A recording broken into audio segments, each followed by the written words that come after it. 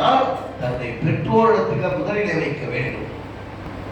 ஹஜ்ரத் ரசூலுல்லாஹி ஸல்லல்லாஹு அலைஹி வஸல்லம் ஒரு சஹாபி கேட்டார், மன் அஹக்கு பி உஸ்ரி ஸஹாபதி, அல்லாஹ்வுடைய தூதரே, நான் அழகிய முறையில் நடந்து கொள்வதற்கு முதல் தகுதி படைத்தவர் யாருமாக கேட்டார். இந்த உலகத்திலேயே நான் நல்ல நாகரிகமாக கண்ணியமாக நடந்து கொள்வதற்கு முதல் தகுதியானவர் யாருமாக?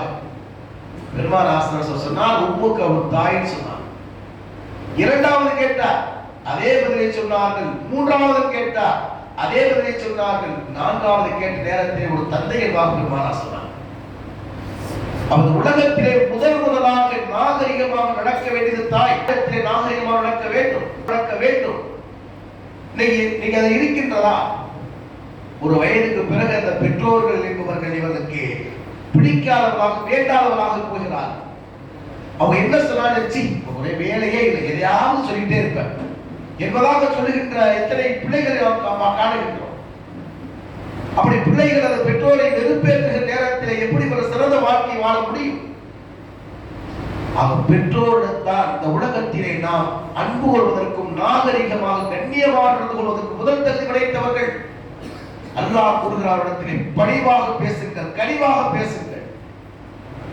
எந்த அளவுக்கு சொன்ன மார்க்கம் கூறுகிறது, அவர்கள் காபிராக இருந்தாலும் கூட அவருக்கு செய்ய வேண்டிய உபகாரத்தை செய்யுமாறு சொல்லித்தந்த மார்க்கம் இஸ்லாம். அல்லாஹ் பாதுகாக்கணும். ஒரு குடும்பத்தில் அவங்க காபிராக இருந்தாங்க, பிள்ளைகள் முஸ்லீம் ஆகிட்டாங்க, அப்படி ஆனாலும் கூட அந்த பெற்றோருக்கு செய்ய வேண்டிய உபகாரத்தை செய்யுங்கள் என்று சொன்னது மார்க்கம். பெருமானார் ஸல்லல்லாஹு அலைஹி வஸல்லம் மதீனாவிலே பெருமானார் வாழ்கிறார்கள். அந்த அஸ்மா ரலியல்லாஹு மதீனாவில் வாழ்றாங்க. அவருடைய தாயார் காபிரான தாயார் அவரை பார்க்க மக்களும் மதீனாவுக்கு வந்துடுறாங்க. வந்தவுடனே வீட்டில் வந்து என்ன செய்யறாங்க, அமர வைத்து விட்டு பெருமானார் ஸல்லல்லாஹு அலைஹி வஸல்லம் வந்து கேட்டாங்க, அல்லாஹ்வுடைய தூதரே, என்னுடைய தாயார் வந்திருக்காங்க, நான் என்ன செய்வீர்களா? பெருமானார் சொன்னாங்க, அஹ்சின் இலைஹா. என்ன சொன்னாங்க? அந்த தாயிடத்திலே நீங்கள் அழகாக நடந்து கொள்ளுங்கள் என்பதாக சொன்னாங்க. இந்த தாயிடத்திலே நீங்கள் அழகாக கண்ணியமாக நடந்து கொள்வதற்கு உபகாரம் செய்வதாக சொன்னார்கள். இந்த உலகத்திலே நாம் முதலாவது நாகரிகமாக நடக்க வேண்டியது, கண்ணியமாக நடக்க வேண்டியது தன்னுடைய பெற்றோரிடத்தில் நடக்க வேண்டியதாக மார்க்கம் கூறுகின்றது. அல்லாஹ் கற்றுத் தருகின்றான். இரண்டாவதாக, தன்னுடைய பிள்ளைகள் வருகாலத்தில் நம்முடைய பிள்ளைகள் சிறந்தவர்களாக ஆக வேண்டும் என்பதாக எந்த பெற்றோர் நினைக்கிறார்களோ அந்த பெற்றோருக்கு அல்லாஹ் கற்றுத் தருகிறார். நான் முதல்ல சொல்றது பிள்ளைகள் பெற்றோரிடத்தில். இப்போது நான் சொல்லக்கூடியது, தன்னுடைய பிள்ளைகள் சிறந்தவர்களாக வேண்டும் என்று சொன்னால் பெற்றோர் எப்படி நடக்க வேண்டும் அதையும் அல்லாஹ் தன் திருமறையில் சொல்லித் தருகிறார். வல்யஹ்ஷல்லதி லவ் தரக்கு மின் ஹல்கிஹிம் துர்ரியத்தன் யாஃபன் சாஃபு யத்தகுல்லாஹ் வல்யகூலு கௌலன் சதீதா.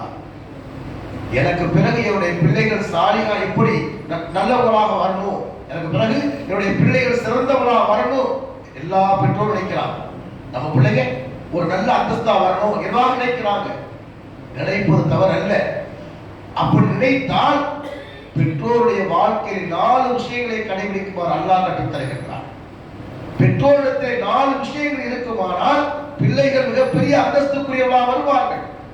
அல்லாஹ் அந்த வசனத்திலே கூறுகிறார், முதலிலே உங்களுடைய வாழ்க்கையில் இறையச்சத்தை கடைபிடியுங்கள். உங்க வாழ்க்கையில் இறையச்சத்தை பெருமானார் சொல்வாங்க, அல் வலது சிர்ருல் அப். குழந்தை தந்தையின் ரகசியம் என்று ஸல்லல்லாஹு அலைஹி வஸல்லம் சொன்னாங்க. தந்தை குழந்தையின் ரகசியம். அப்ப குழந்தை என்ன செய்றாங்க, அந்த குழந்தை எப்படி உருவாகி நினைக்கிறீங்களோ முதல்ல உலகத்தில் இறையச்ச உலகத்தில் இருக்க வேண்டும். அல்லாஹ் அடுத்து சொல்வாங்க, யகூலு கௌலன் சதீதா. அவரிடத்தில் இதமான வார்த்தைகளை பேசுங்கள் அல்லாஹ் சொல்வார். இதமான வார்த்தைகளை பேசுங்கள். பிள்ளைகளிடத்திலே நல்ல வார்த்தைகளை பேச வேண்டும். கண்ணியமாக, இதமாக, நாகரிகமாக பேச மக்கள் வேண்டும் அல்லாஹ் கற்றுத் தருகின்றான். அவனை போய் அவனை இவனை அப்படி நம்ம பேசுகிற இடத்துல அவன் செய்வான், கொஞ்ச நாள் நினைச்சு அவன் அப்படி பேசுவான். அழகாக சொல்வார்கள், பிள்ளைகள் கெட்ட வார்த்தைகளை பேசுவதே இல்லை, கேட்ட வார்த்தைகளை பேசுகிறது. அல்லாஹ் என்ன சொல்லி தெரிகிறார், முதல் நாகரிகமாக நீ பேச வேண்டும். உன்னுடைய பிள்ளையிடத்தில் நாகரிகமாக பேசு. நீ பிள்ளை பற்றி கவலைப்பட தேவையே இல்லை. உடத்தில் இறையச்சம் வருமானால் உன் பிள்ளைகள் இறையச்சம் உடையவர்களாக வருவார்கள். நீ நல்லபடியாக, இதமாக, கனிவாக, கண்ணியமாக நீ பேச வேண்டும். பிள்ளைகள் கண்ணியமாக உருவாகுவார்கள். சில பேர் சொல்லுவாங்க இல்லையா, எங்க அத்தா வாராப்படம் பேசவே மாட்டார், அப்ப அந்த பழக்கம் வந்து விட்டால் அந்த பிள்ளைகளிடத்தில் பண்புகள் ஏற்பட்டு